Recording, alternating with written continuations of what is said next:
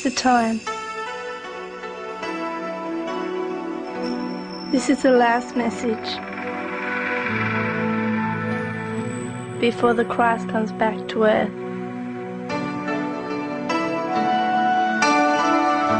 Hear this message.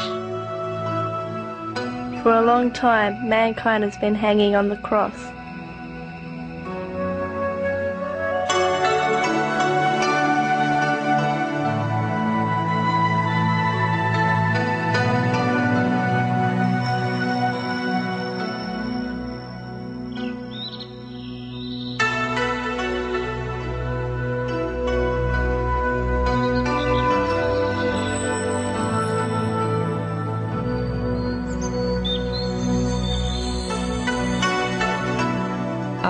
The Spirit that lives in everything.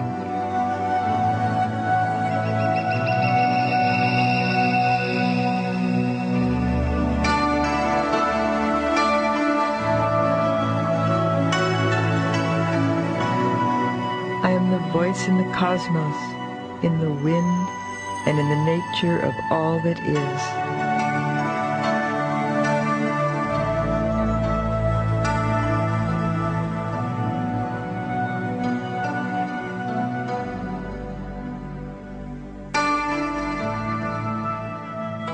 I am also the voice within you, only you have forgotten how to listen to it in silence.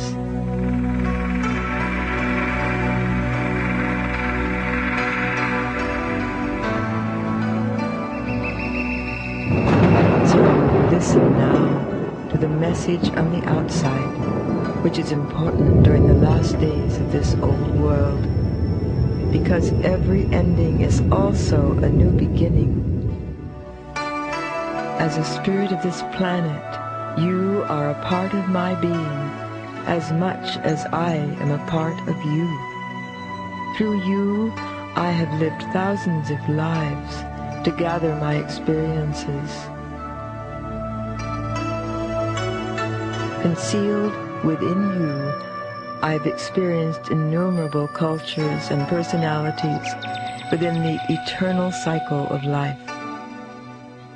When life reached its peak after having evolved from the minerals through to flora and onto fauna, the snakes of wisdom, the already completed angels, descended in order to grant man his higher inner guidance. Therefore 2 voices now lived in each man. Through reincarnating from one to the next life, he felt drawn towards his higher self. Now the time of awakening has come, when each human being can unite with his higher self in order to accomplish his ascension.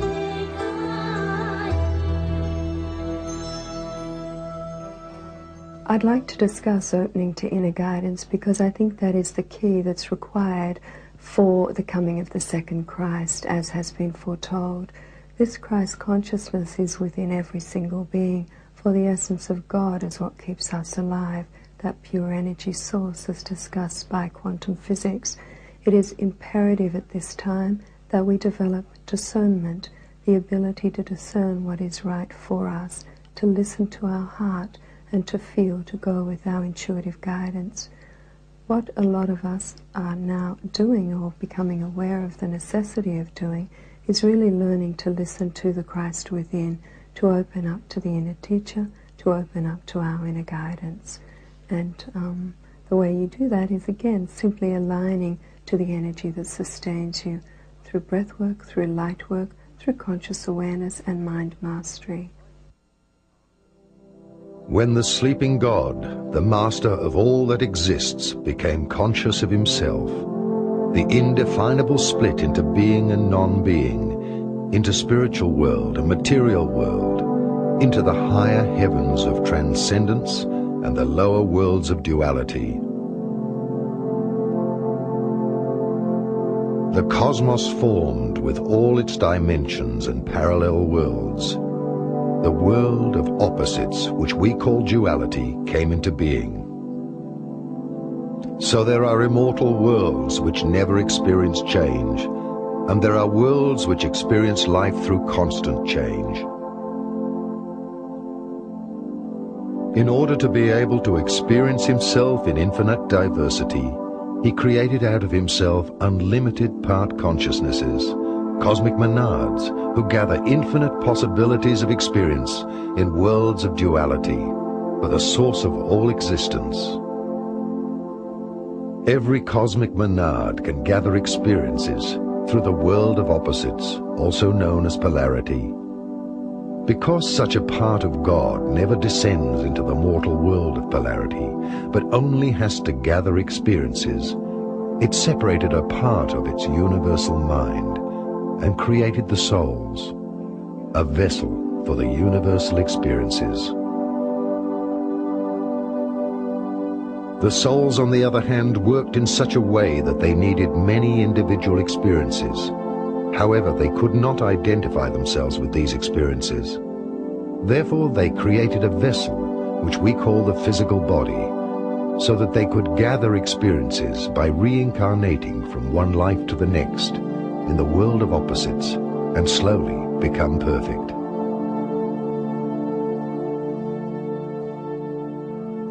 This parting is the rising of the cosmic Christ, or the cosmic crystal, which grows during the exhaling cycle of the source.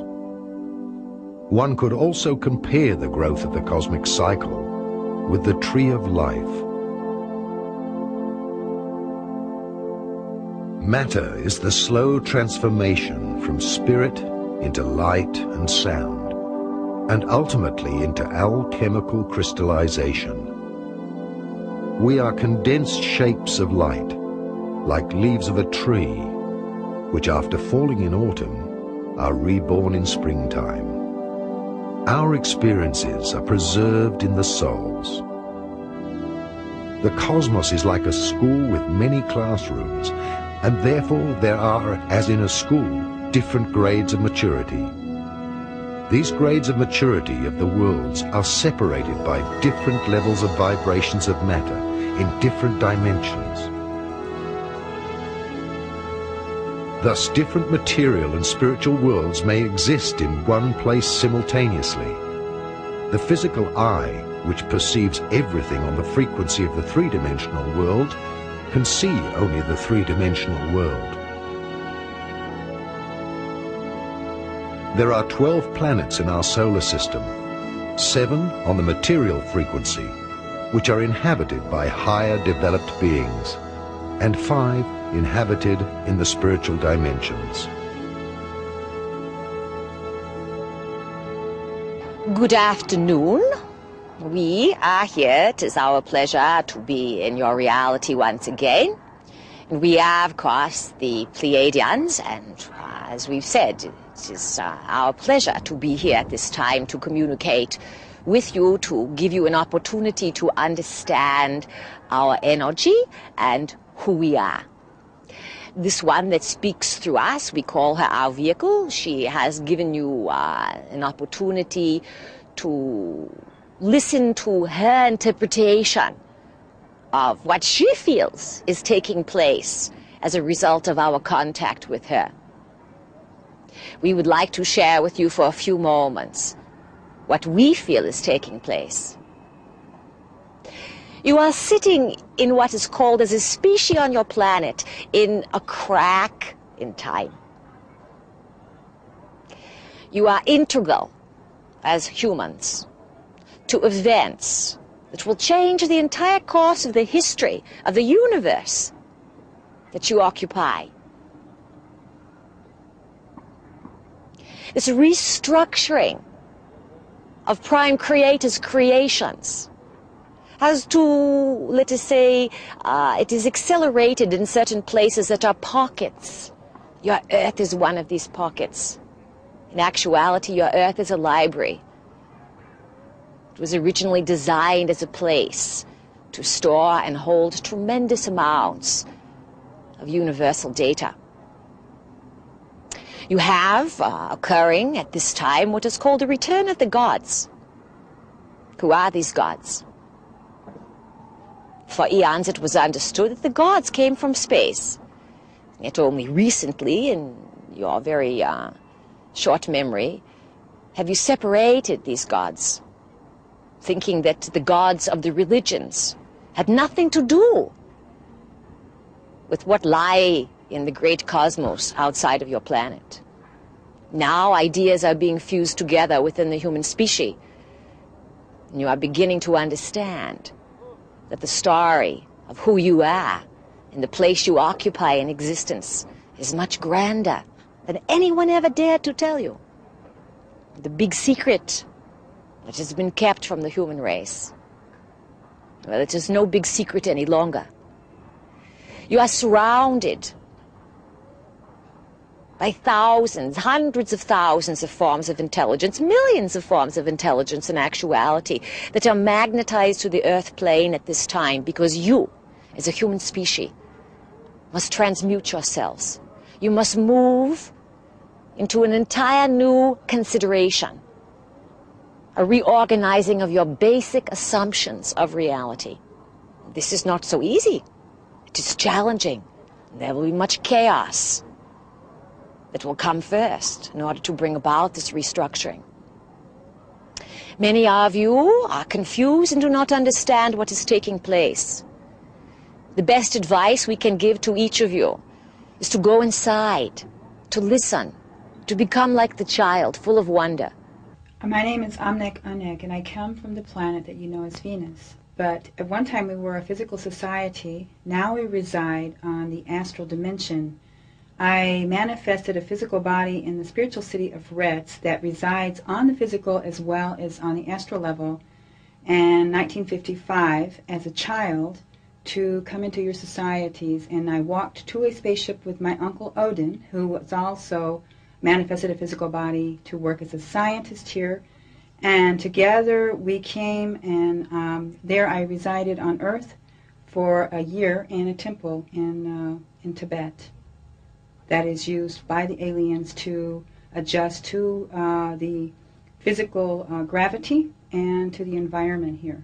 So when Venus was going through this change into the process of from the physical to a higher dimension, there was a gradual process of change where that they went from the physical to the astral. Their whole societies were transferred there. Their vibrations were changed by their level of consciousness and the way that they thought and the way that they lived their daily lives. The Venusian people knew that this process was taking place and preserved one city, the city of Retz, under a climatic dome on the surface of the physical Venus to give them the ability to come into the physical and work here to raise the consciousness of mankind on Earth. Now Earth is going through similar processes of change where that their consciousness is gradually changing and getting to a higher degree. And if this continues, if we continue with our work and spiritual development here, this process will take place on the physical very much the same way. It's not a dramatic change. It's so gradual and so natural that it's almost undetectable by the people that are in the process. Mankind has always asked where it came from and where it is going. Scientists of all ages have tried to find the origin of life through physical evidence. They have split matter, studied the microcosm and macrocosm, but even so, they only observed life from a certain perspective, adding rows of parallel interpretations of reality. But they overlooked the most important thing of all, the creator of matter, the spirit that lives in all things, the blueprint and information which forms all matter. They see only subjective partial truths because the objective reality is an indefinable state of existence, out of which all conceivable partial truths emerge. They will keep splitting life down to the atom, but will not be able to prove the existence of the spirit. The experiment compares with attempting to capture beams of light. Human beings can never catch up with light unless they themselves become light. The same applies to mankind. It will never be able to prove the existence of spirit, but can only become spiritual itself, a process which the initiated call metamorphosis. Until then, even the most splendid achievements and inventions, as well as attempts at explanations of mankind, are an unconscious dream of being still asleep within the development of humanity. All of the original races on Earth came from other planets that are the older planets in your physical solar system, which is Venus, Mars, Saturn, and Jupiter. Venus, the home of the white race, Saturn, the home of the red race, Mars, the yellow, and Jupiter, the black. They brought colonies to Earth when it was a younger planet, just developing, and only had plant and animal life, and set up these colonies, as you know, Atlantis, Lemura, Aztecs, Egyptians, is a few of the societies here. And on all of the dimensions above the physical, the parallel dimensions that run, the astral, mental, causal, etheric, and soul planes, there are vast universes that exist that are parallel to the physical universe. There are, in other words, there are astral dimensions that absolutely are a duplicate of places here on Earth, just as there are on Venus, Mars, Saturn, and Jupiter. In other words, on all the different dimensions above the physical, these societies and these planets and the whole solar system and everything that exists in the physical is duplicated on the higher dimensions until you get into the planes of, or dimensions of existence where there is no reference to the physical. And this is a crossover called the etheric plane. And when you cross the etheric plane, there you leave behind any association or anything that identifies with the physical. For millennia after the sinking of Atlantis during the Dark Age, man has been separated from himself and has been in search of the Holy Grail.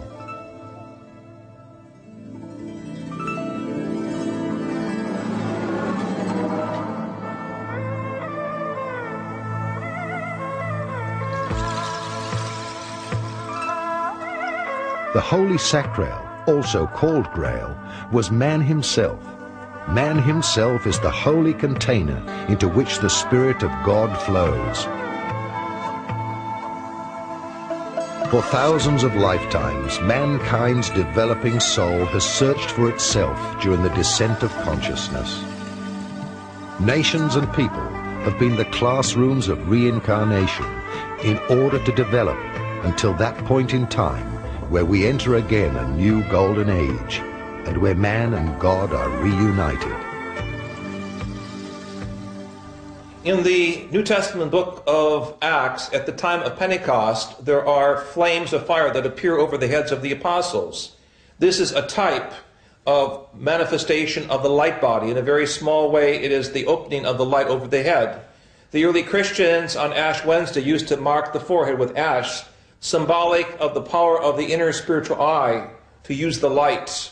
In the fuller context of ascension, in the mystical traditions of Christianity and the mystical German thinkers and philosophers, a time would come about that through divine grace, the outpouring of the Holy Spirit, the Heilige Geist, would allow the light to come around the body and wrap the human recipient or the believer with such power of light.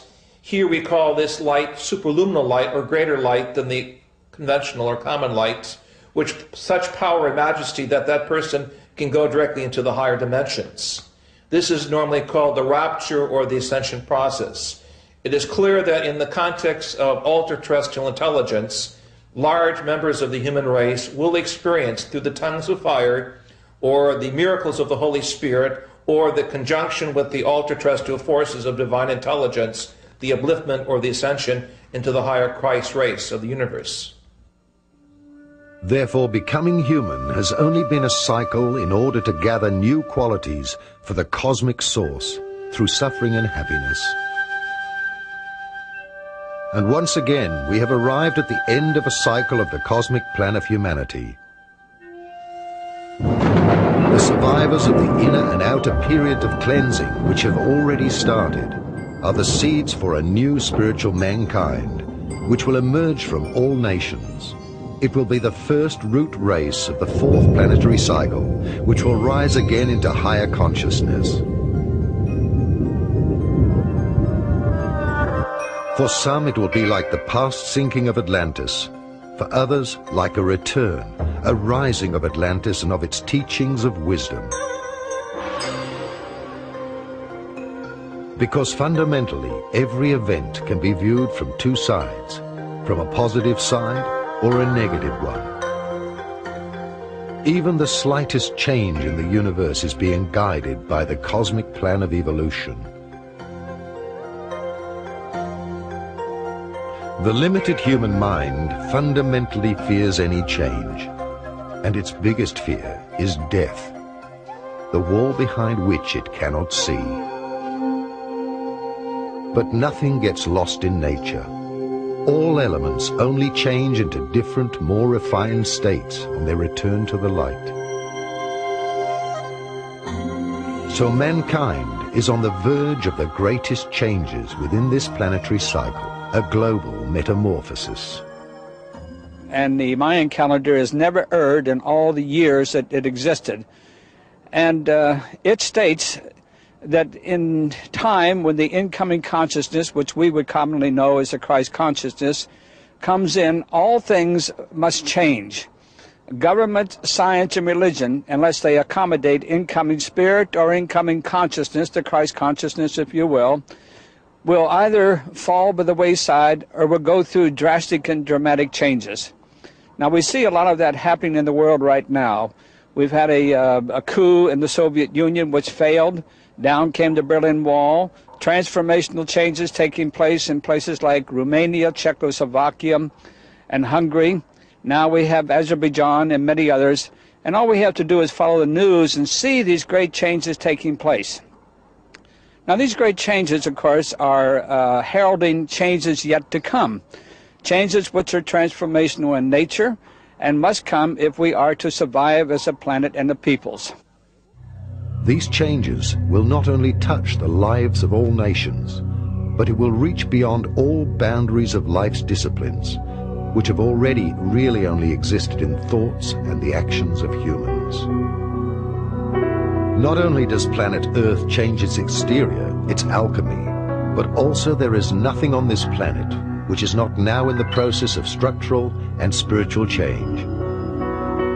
Every process which is not understood brings along a crisis of creation until the process of change has been understood. Thus the future human being finds himself in metamorphosis, like a caterpillar which does not know that it will become a butterfly. Everything in the cosmos, in our planetary system, on Earth, and within ourselves, humans, will step further up the ladder of evolution, according to the plan of the Creator, until a point in time when the cosmic night of creation, the exhaling of God, will come to an end. We need not fear any of these changes because everyone will, as at the end of a school year, progress to the next grade according to his development, or repeat the last year. Heaven and earth will be new. Even a new planet in our own galaxy will be born into a second sun.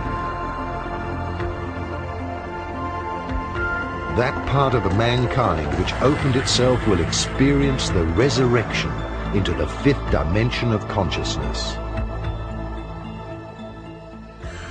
Zapewne zauważyliście Państwo w tych latach od 83. You probably noticed in this period, starting from 1983, that there were many changes both in human outside behavior and in the feelings of our physical bodies. They were also manifested by enormous social movements. Reaching the pattern is not a gift. It is not a convenience either. Setting in order is sometimes painful, sometimes unpleasant in feeling. This is the price of the truth forcing its way through all falseness which we have all created on the planet. Living fiction is very painful. Sometimes our physical body suffers. Sometimes man's inner self or his soul suffers because he has to accept and fit to the program which we have brought down 8 billion years ago. Which means we are returning to this ideal pattern which lets a man live forever, just now through painful experience.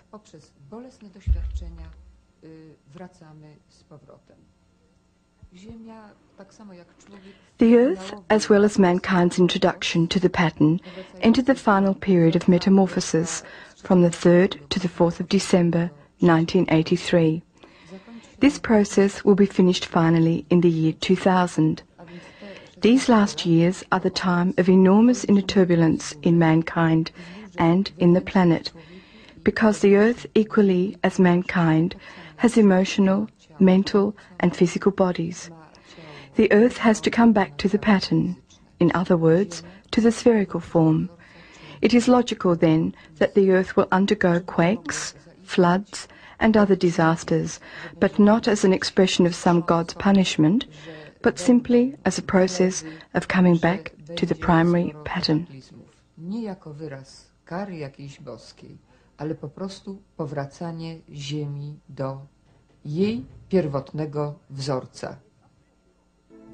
The Mayan calendar and many prophecies of ancient prophets and cultures predict the transition from the Dark Age into the new Golden Age to happen by the year 2011. The inscriptions of the Great Pyramid also point to the year 2011. However, time is a relative factor. During this period, mankind slowly awakens out of its sleep of thousands of years to realize the great reality that the whole universe is alive with different spiritual and material dimensions. God would never have sown a field of flowers like our universe if only one flower, our Earth, would germinate. From the year 2011 on, prophecies predict the birth of a planetary consciousness.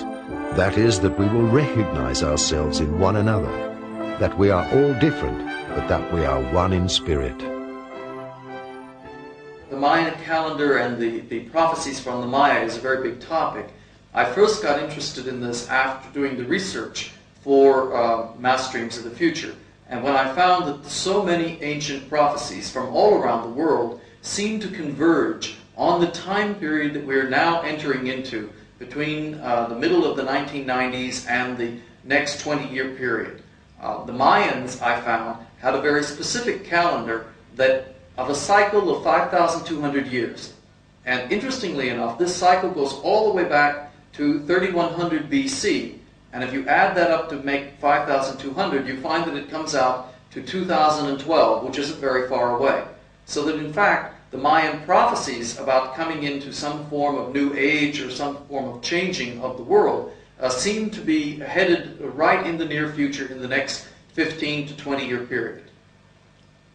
What are the prophecies of the Hopi Indians?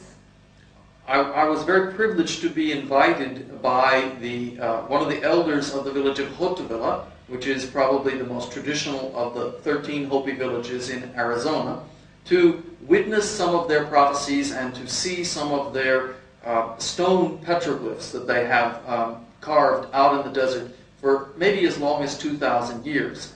Their prophecies are very long and complicated, but again they follow the Mayan example and point us to the next 20 years as a very important period in world history. One of their prophecies concerns 3 great catastrophes or crises of the 20th century. And we've already gone through 2 of these crises, and we've perhaps started on the 3rd one with what was commonly called the Gulf War, or the invasion of the American and British and other forces, the UN forces, into Iraq following the Iraqi takeover of Kuwait in 1991. So this to the Hopi was a very serious sign that we might start a general conflict between the people who follow the moon, that is to say the Islamic peoples, and the Western peoples of the world. They finally indicate that this conflict will become really catastrophic only if people whose color is red also somehow get involved, that there would be a color red involved. And I'm not sure that this will happen, but it is possible when you think the only people left in the world who really use red as their main color are the people of China, one of the biggest nations on the earth. Then will follow 1,000 years of spiritual completion of mankind, the kingdom of peace of 1,000 years, when the masters of wisdom will appear. Until that time, not only will parts of mankind step back into the fourth and fifth dimensions, but also the cosmic fall of the Omega cycle will end. God's exhaling flows into the inhaling. The Alpha cycle commences. Everything returns to the source from which it originated. We are concluding the spiritual involution and the parallel evolution of the physical body. Our forefathers passed on this mystery in the shape of the Sphinx before they left this planet.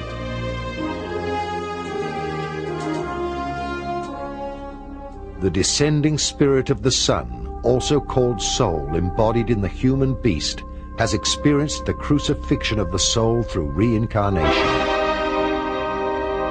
After the death of the human beast, who symbolically represents the animal qualities of the human ego, man will be reborn in spirit through the completion of his ego. This crucifixion and resurrection will be experienced by many people during the following years of the apocalypse, until the planet in its entirety experiences the resurrection.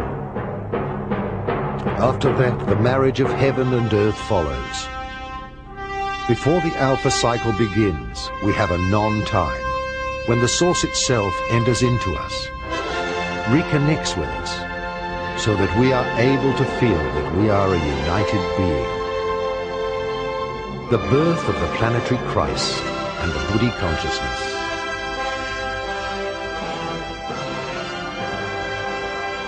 The return of the Christ, the return of the teachers of the worlds, the returning of the extraterrestrials, or heavenly master teachers, therefore all point towards this event. The planetary birth of the Christ consciousness, the neural webbing of mankind into a collective consciousness. However, until the conclusion of this quantum leap into the seventh dimension, the greatest changes will happen on Earth.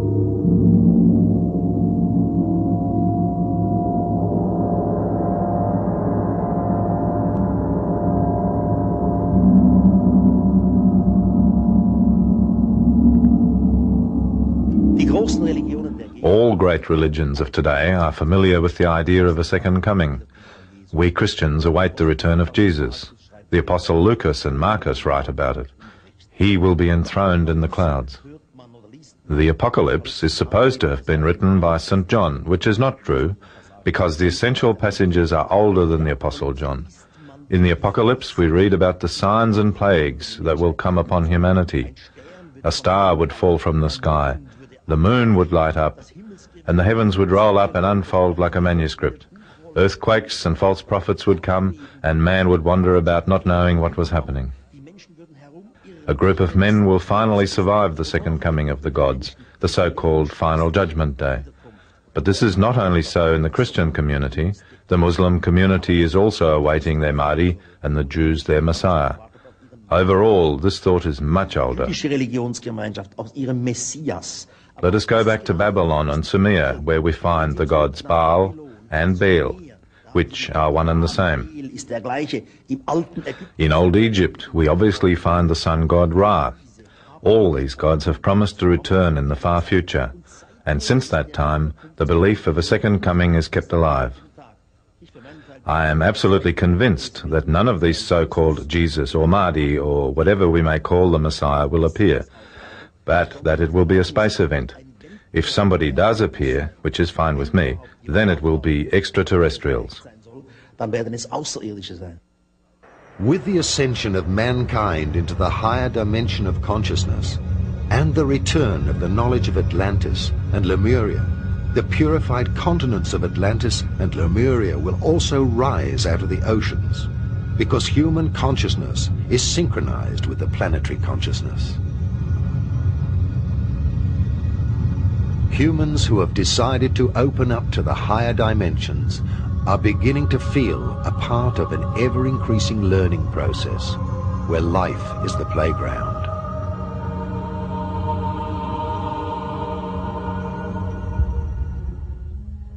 On the other hand, humans who have subconsciously decided to remain in the third dimension with their consciousness will not feel any great changes within themselves.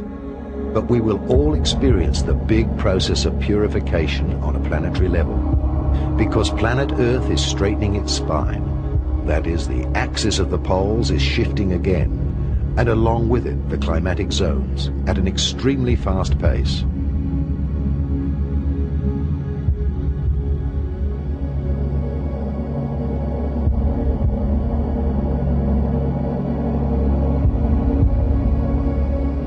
The shifting of the poles has already begun. New cosmic energies will then flow through the spine of the Earth, that is the axis of the poles, and be distributed across the electromagnetic field of its aura. A pole shift can have different effects. We cannot say for sure because we have never observed it on Earth. But the fact that Earth is a gigantic magnet indicates that if it shifts its poles, the inner Earth will be slightly unbalanced. Kann es durchaus sein, dass das Erdinnere ein wenig durcheinander kommt.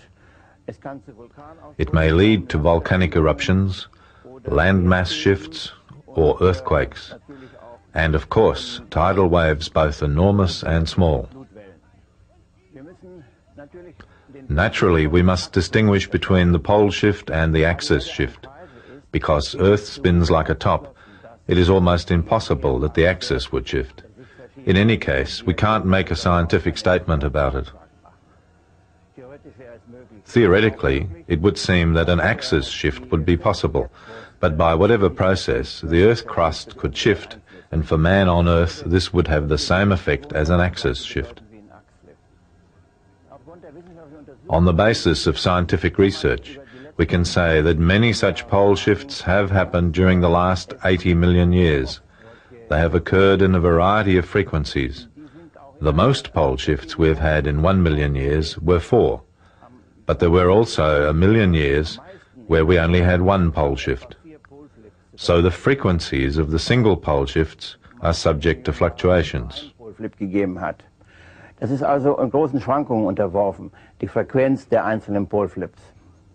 The great flood in the Bible, which is known to practically all people, could be explained with a pole or axis shift, or a shift of the Earth's crust through which enormous waves of water, hundreds of meters high, could develop. Bei dem es unter Umständen sehr große Wasserwellen und hunderte von Meter hohe Wogen geben kann. My observations with this device go back over the last 10 years. During that time, the strength of the magnetic field has reduced by around 4 degrees. 4 Grad reduziert. As the old prophecies have already predicted, the wheat will part from the chaff. Those people who can adapt to the faster flowing energy by extending their consciousness will survive the purification process. Those people, however, who desperately cling to the old reality will have difficulties adjusting their bodies to the faster frequency. Therefore, their process of aging will be accelerated. The great purification will divide mankind into 2 big groups. Those who will consciously want to recognize the Spirit in its entirety, and the others who will continue to believe only in the things visible and provable, and therefore will exclude themselves from the opening of higher dimensions of consciousness.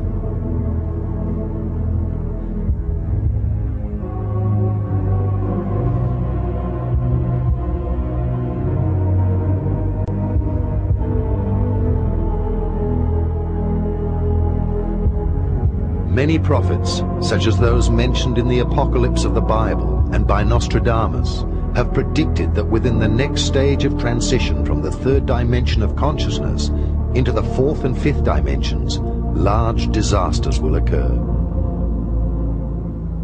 The Apostle John tells us in Revelation chapter 1 and verses 9, 10 and 11 that he was on the island of Patmos because of the Word of God, because of his faithfulness as a disciple of Jesus, because of his faithfulness as a prophet. When John focused upon the return of Jesus Christ the second time, he focused upon what we find in other places in the Bible about how Jesus will come and why he will come and what will happen when Jesus Christ comes. John in Revelation chapter 1 and verse 7 made it very clear that when Jesus Christ returns, every person who is alive on planet Earth at that time will witness that coming. Every person will see him come. If you go to the last verses in Revelation chapter 6, you have it very clearly stated that at the time of the coming of Jesus Christ there's going to be a massive earthquake. Every island will move out of its place. John uses the word saying that the heavens are going to roll back, as it were, and the glory of Jesus Christ and the Father is going to be revealed to people. Many people will be absolutely terrified by that event, and we read in Revelation chapter 6, in the midst of the earthquake and the sun going dark and the moon turning to blood and stars falling from heaven, you read of people who will be terrified and will be crying out to the rocks and the mountains, fall on us and hide us from the face of him who sits upon the throne and from the wrath or the judgment of the Lamb. The term Lamb is a symbol of Jesus Christ throughout Scripture. And so you read of the coming of Jesus Christ at that time. And then, of course, in answer to that question, who will be able to stand at that time, which is the question asked at the very end of Revelation chapter 6, you have the answer of Revelation chapter 7. You have those spoken of as the 144,000, those who receive the seal of the living God upon their foreheads, and you read of them further as the great multitude as you read through Revelation chapter 7. A very detailed description of the coming of Jesus is given to us in Revelation chapter 14, verses 14 to 20, where the coming of Jesus is described as a harvest. If one compares all the prophecies of writings such as the Bible, the secret revelations of John, the Quran, as well as writings of recent seers, and well over 100 appearances of Mary until 1987, a shocking scenario of 3 large world events emerges. The 3 great judgments of the world stand for 3 large world wars, which in turn are fulfilling the group karma of whole nations. 2 of these world wars have already occurred. Many believe the third will not happen. But what is the contribution of each individual so that the divine in its grace extinguishes the karma of each individual and of the nations?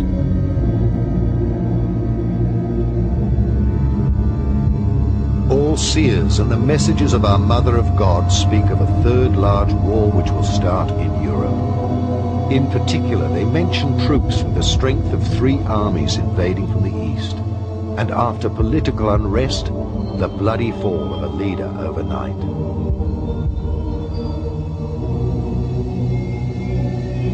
It is said in these prophecies that within a very short period as many people will die as in the First and Second World Wars together. Europe's capital cities are predicted to burn during a limited atomic holocaust.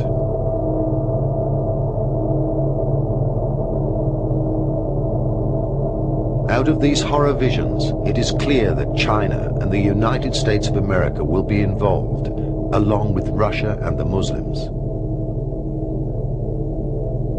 After fierce battles, all of them will resort to emergency atomic action.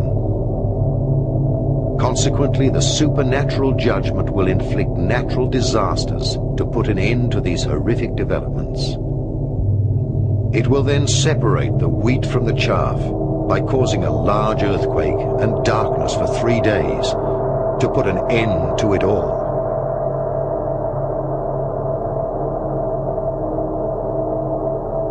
A worldwide internal fire will be felt and seen by everyone, and the fall of deadly dust has been predicted to accomplish the remaining cleanup of the karmic execution.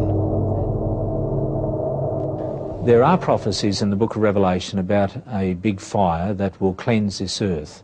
A very dramatic representation is given in Revelation 19, 20, 19 and 20, near the end of the Apocalypse. In Revelation chapter 19, we read of the coming of Jesus, pictured as him riding on a white horse, a crown upon his head, and he's coming forth as King of Kings and Lord of Lords, and he comes to execute judgment against the beast and the false prophet. In other words, the two beast powers that are described in detail in Revelation chapter 13. The beast that comes up out of the sea is described as the beast, and the beast that comes up out of the earth in Revelation 13 verse 11 and following from there is described as the false prophet. And we find Jesus coming in Revelation 19 executing judgment upon the beast and the false prophet, and we read of them being thrown into a lake of fire at that time when he returns. And then at that time we read in Revelation chapter 20 that the dragon will be taken, thrown into a great abyss, and be held in that abyss for 1,000 years. And during that period of time, the dragon, described also as the devil, the deceiver, or Satan, will not be able to attack or deceive any person who is alive at that time. And then at the end of this 1,000 years, as you come through to the latter part of Revelation 20, you find that Jesus is pictured as returning to this earth, and he comes with his people, and a lake of fire comes and envelops the whole of the earth and purifies this earth. And so the sequence of events that we actually have in Revelation 19 and 20 is the second coming of Jesus, the beast and false prophet facing damnation, as it were, in this lake of fire, then the dragon held as a captive for 1,000 years, then Jesus Christ coming to the earth again with his people, and a lake of fire enveloping the earth and cleansing the earth. As a result of that, we find a new act of creation after this fire has enveloped the earth, where we read of a new heaven and a new earth. All this has been repeatedly predicted by the seers, and all the prophecies which have been made at different times are roughly similar. Conspicuously, all agree on one thing, that these events will start at a time when all believe that peace is at hand. Is the future preordained, or have the seers seen God's master plan? Everything within the omniversum is subject to cosmic cycles. Creation delivers everything according to the principle of duality. As day follows night, a plan for the evolution of humanity's development exists. Likewise, in the plan of creation, there is a cosmic night and a cosmic day. The last cosmic night of creation lasted about 26,000 years. During this cosmic night, man was separated from his divine self. Since the 1980s, we have entered the so-called ending of the cosmic night. During this ending, the spiritual world will be testing everyone for the feelings in their heart. After the year 2011, a cosmic day will begin. This cosmic day will announce itself with a sudden, incredible light, and humanity will become conscious. The earth will be illuminated, and creation will reveal its completion. The final stone of completion of the four-sided Pyramid of Giza is the symbol for the completion of the process of becoming human. However, the final cornerstone of the fifth dimension, time, is still missing. Consequently, creation will find its completion in the return of the extraterrestrial gardens of evolution through the programming into the fifth dimension. Now, speaking extraterrestrially, they are here to remind us that there are other things far beyond us, which of course are necessary if we are to evolve into our rightful ascendancy in the things to come. In other words, moving from the third dimension into the fourth and the fifth dimension. UFOs, per se, have always been there. We have forgotten that because we have returned to amnesia and we have returned to illusion. We are now about to walk or talk or act out of that so that we become realism again, that indeed we have the powers that we once had, and we can take them into ourselves again to change the dilemma that we face as a nation, as a peoples, and as a planet.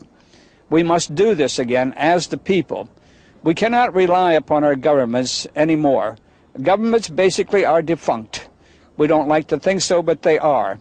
Governments are also a captive of many of the malefic extraterrestrials. That was true during the Third Reich. It is now true of the United States government, and I don't know how many more. It is time to turn to those who have our best interests at heart. And those who do have our best interests at heart are known as the guardian forces. The guardian forces outnumber the malefic or bad extraterrestrial forces somewhere around 10 to 1. And yet we do not turn to them, in time of need.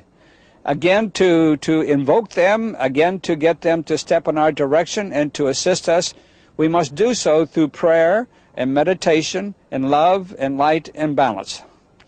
And if we do that again, then we invoke the power, if you will, of the guardian forces. We give them the necessary power which they need to deter the malefic forces, including the wormwood planet. These things, of course, are very simple, and I think for some people they're too simple. They would rather think that we have to turn to some advanced type of technology or some advanced type of weaponry. Those days are over. If we are to graduate as a planet and a peoples, we must return to the godly principles that we once exercised and had when we first came here, or before we actually came here from the fourth dimension into the third. We must return to that godliness. We are in the last days, and the battle of the spiritual powers to win over souls has started. Old and new prophecies are to be understood symbolically. The Last Judgment has already begun. The experience will be different for everyone. The time factor rapidly decreases during these last years, and every one of us will reap increasingly faster the harvest of the seeds that we have sown in order to fulfill our karma. A purification never experienced before will affect all areas of life. Apart from the external chaos caused by wars, earthquakes, and other environmental disasters, the truth of the so-called good citizen will fall apart. No one will be able to hold on to anything. Few will realize that we are right now living in the time where the souls will be separated. Now, instrumental in that, of course, are the ones that we know as UFOs, or the extraterrestrial consciousness. We know, too, that there are two types of extraterrestrial consciousness. One is good, or you might say they have our best interests at heart. The other one does not, and they are the malefic ones. I don't want to go too far with that. I would only say that they represent the two faces of God. It is the same energy. It's our interpretation of that energy, and it's up to us to deal with it in a responsible way. I would like to lead this also into a prognostication which has been about for thousands and thousands of years. Going back to the references of the wormwood planet, I mentioned one, of course. I mentioned the Bible, Revelations chapter 8, verse 11. I would also like to make reference to the Sumerian text.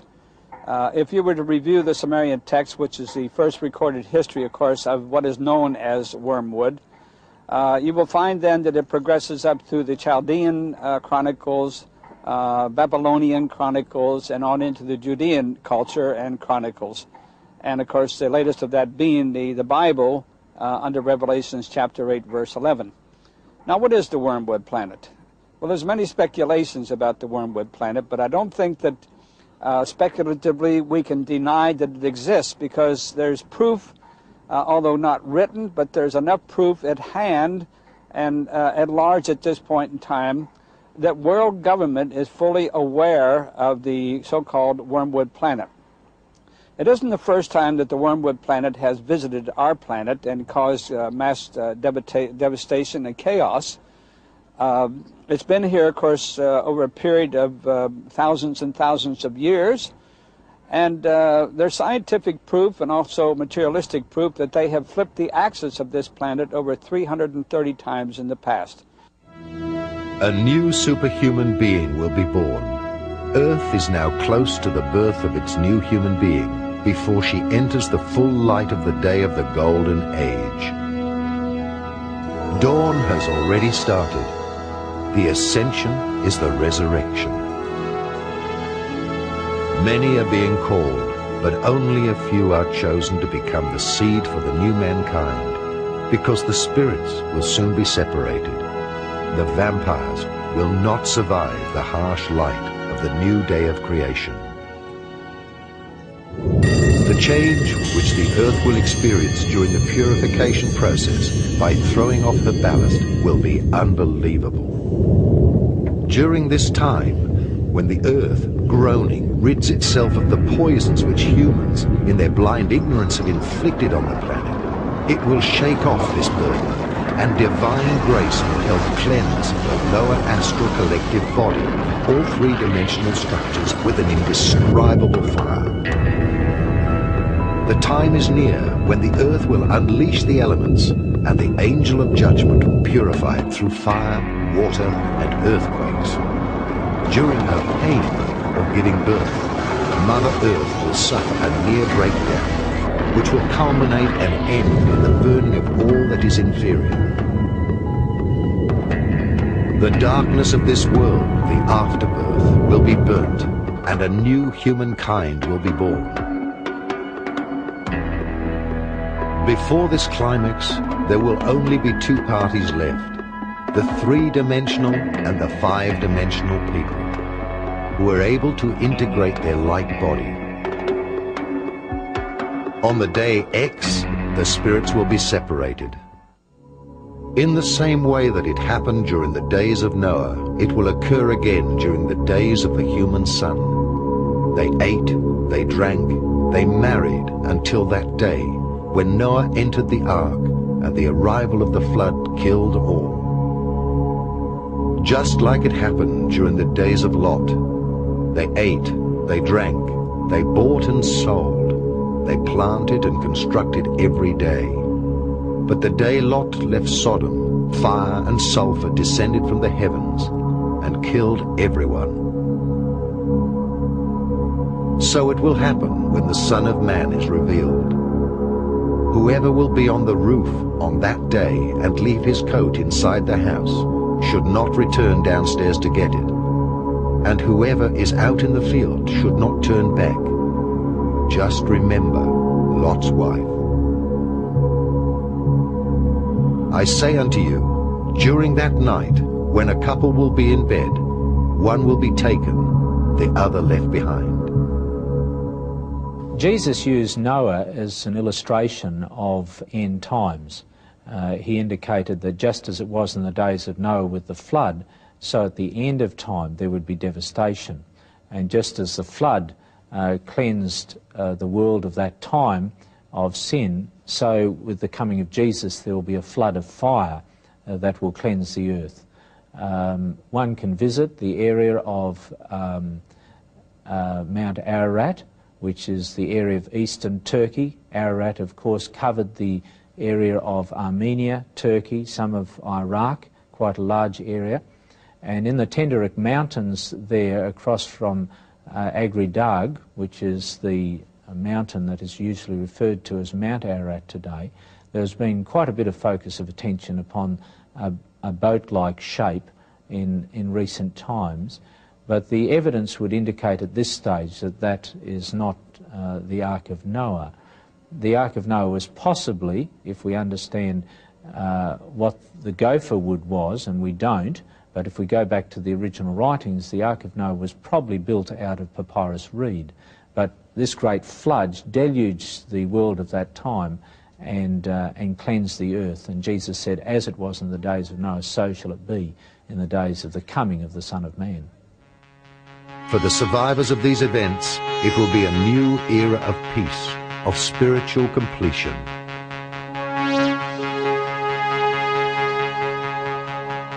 The brothers of space will reveal themselves as the keepers of Christ. and a large white cross will be seen in the sky. Thousands of motherships in the formation of a flying cross will be seen in the sky to herald the return of the Christ.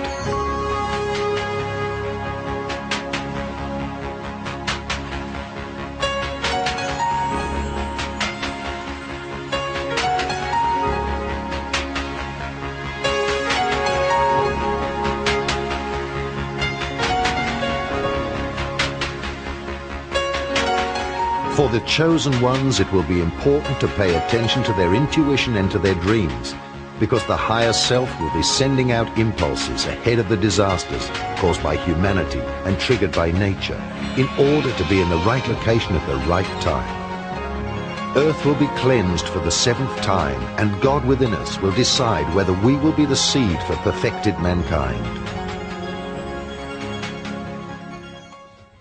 The Earth's development in the material world can be divided into 7 successive cycles. At present, we are in the last stage of the 7th cycle. Each cycle was finished by a cataclysm on the Earth, but those who embodied the cosmic values were saved.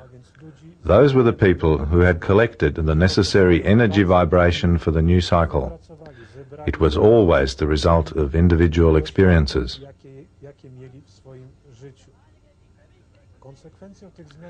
Activated energetic channels and super senses are the consequences of these changes in a man's body. People receiving messages through their super senses also receive information about places where certain disasters will take place. It refers to Japan, Great Britain and some European countries. Narażone na pogrążenie się w odmętach wody. Much information we receive during our dreams, when the body is relaxed, calmed, and our intellect and personality do not disturb us. We become open to all impulses which can reach us from the outside. Everything that comes during a dream, which seems to be unreal, in many cases shows us situations which will happen here on Earth. Please pay special attention to your dreams.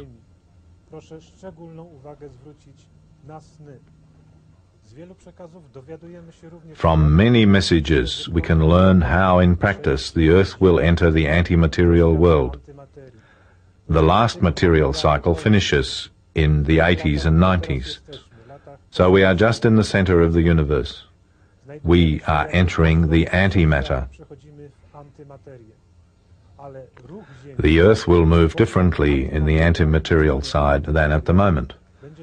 This movement will have a shape of the number 8, rotating not around the Sun, but at first around 2 energetic centers. One of them will be the Sun, and the second will be Saturn. The rest of the planets will also rotate in the way of the number 8 shape, around the centers mentioned before.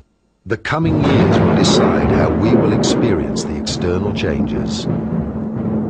We have the choice either to face the events in fear or to see the cataclysmic conditions of the prophecies of the Apocalypse as a necessary renewal for mankind. Because it is up to us how we view the purification. Mother Earth itself will try to awaken us as softly as possible when she gets her planetary contractions for the birth of a more conscious humanity. The world has received many warnings from saints, extraterrestrials, and prophets. The world has been given many signs. However, at the end of time, everyone will recognize that which he did not want to see.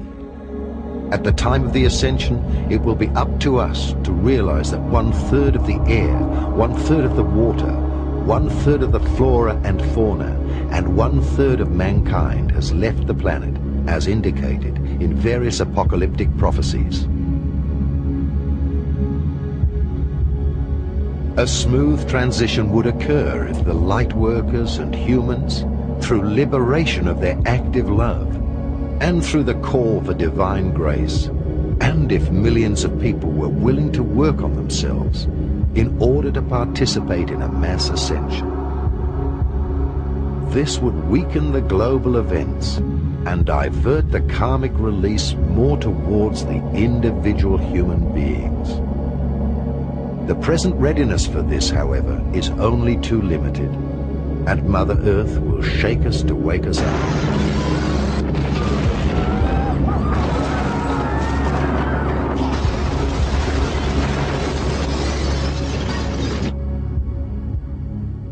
Much of the information does indicate that parts of continents will sink. Certainly the first chapter of the book, Zukunft Vision, talks about my personal experience of living through what I felt was the sinking of much of the lands of California. And I've also done research then into what Edgar Cayce has said about Japan, or parts of Japan going into the sea. And finally, the work of an American channel named Lori Wilkins Toy, whose Freedom Star map shows even part of Australia being split in half, a good deal of Russia and the northern part of Europe going under the water, and parts of North and South America. All of this would be compensated by new land, however, coming up in the Pacific, a new Lemurian type of land, I guess, and possibly some new land in the Atlantic that might be considered to be a new Atlantis, so that the relationship between continents and the sea would remain pretty much constant over time.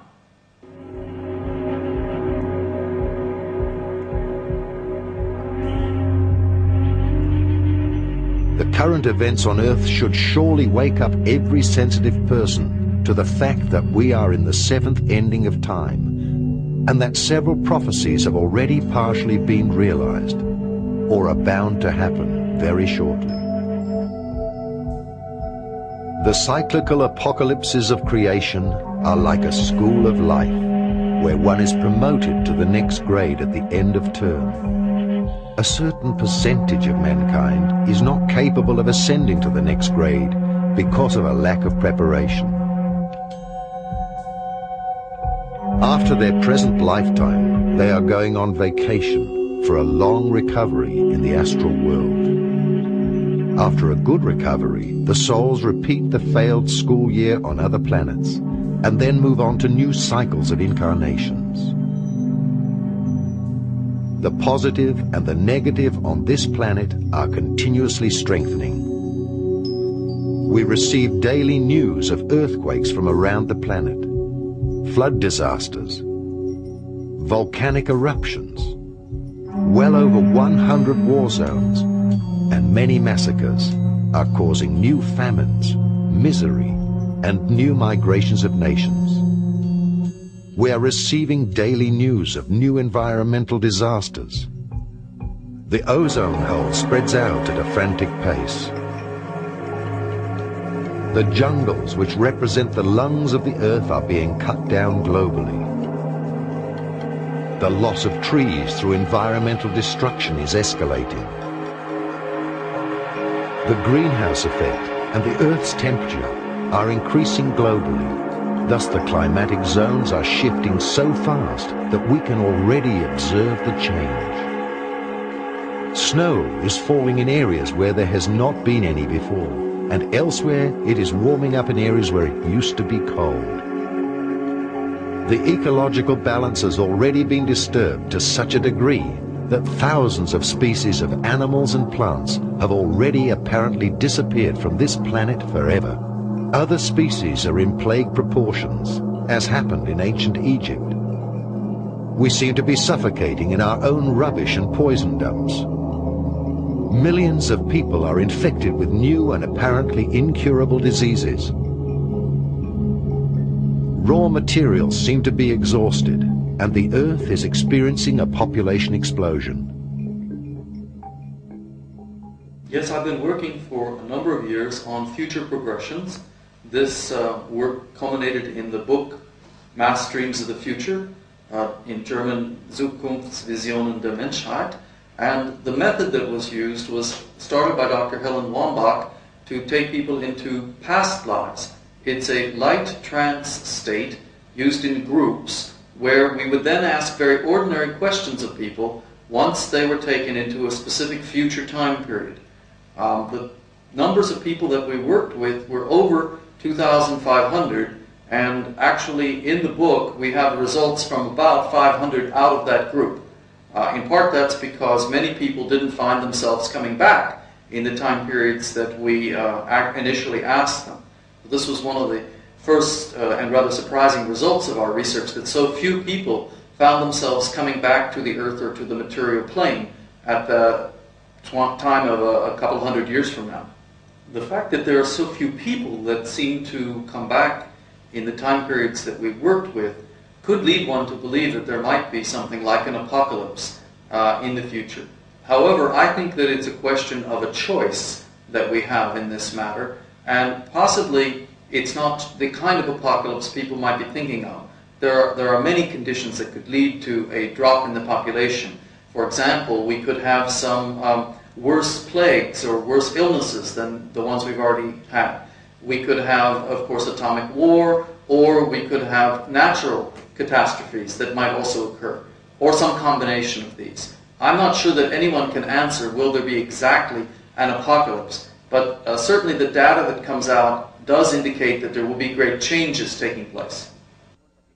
The world is becoming more hectic.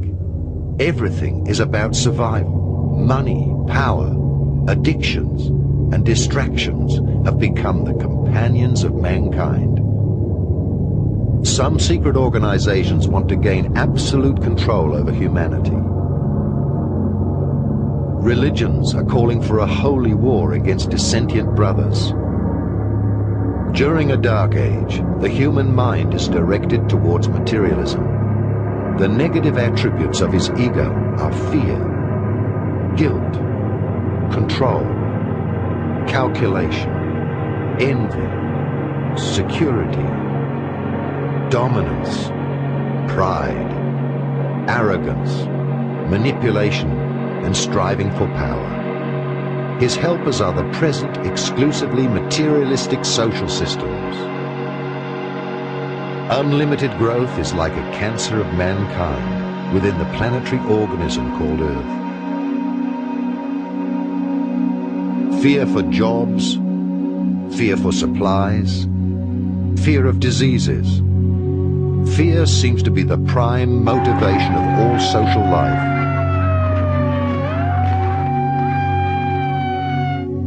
My personal feeling about the future is that it's coming along pretty fast, and much of the research that we did for the book was done in the 1980s and showed that in the future times there would be a series of great changes, including particularly ecological changes.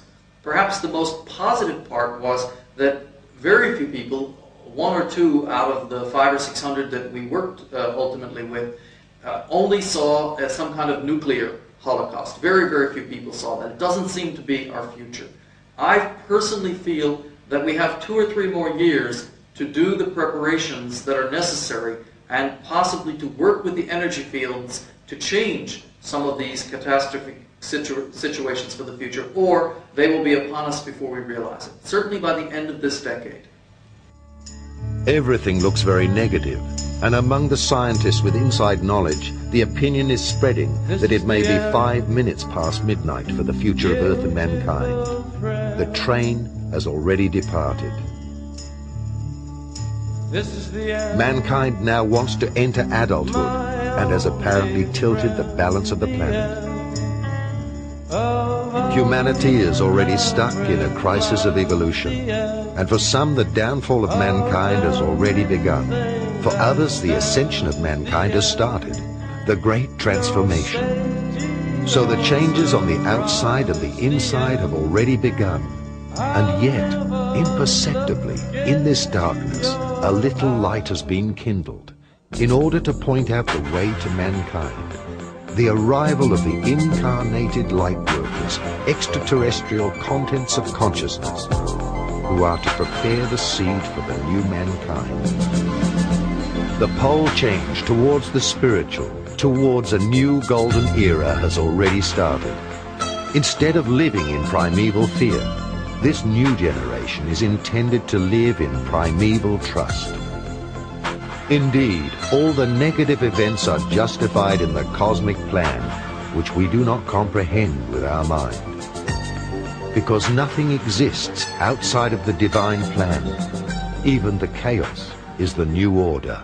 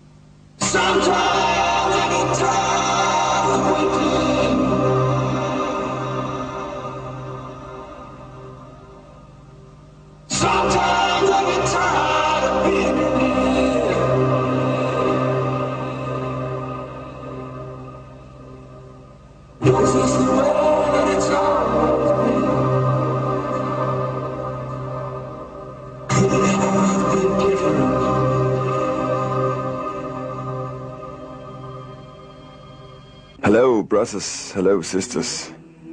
Grüß Gott. I'm Carl, and I am like I am. Just like I am. Thanks God. I know now who I am. Yeah, I'm love. I'm love, and nothing else is love. Like we all. Like we all. I have nothing to assert, no. Nothing to blame. Nothing to judge. Nobody to accuse.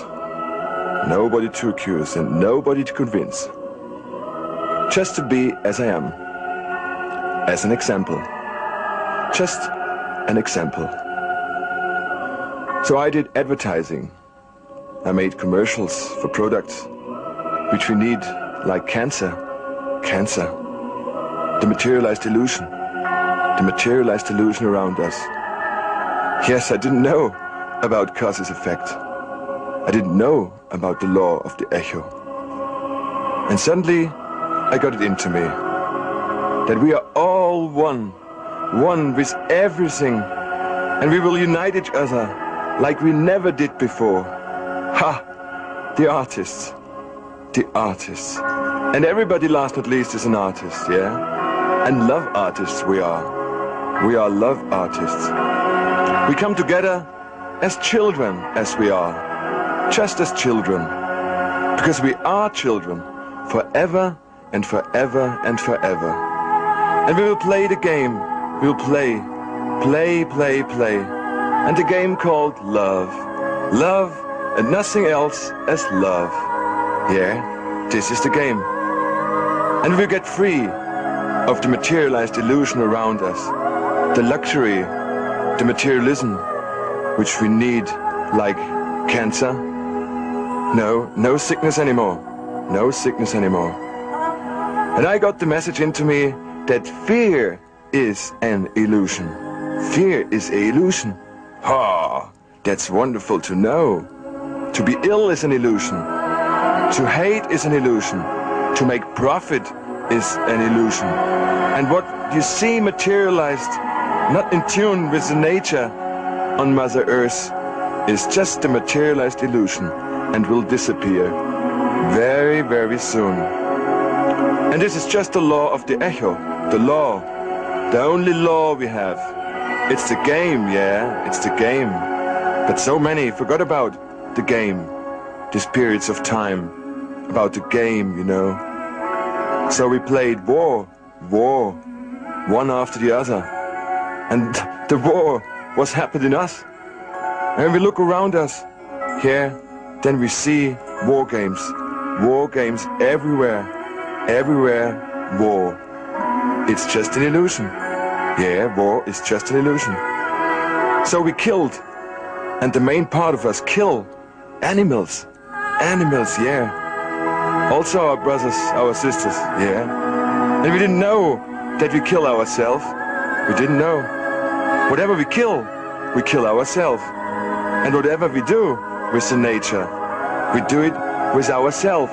Yeah, we do it with ourselves. Of course, We are the nature, we are the land, we are one with everything.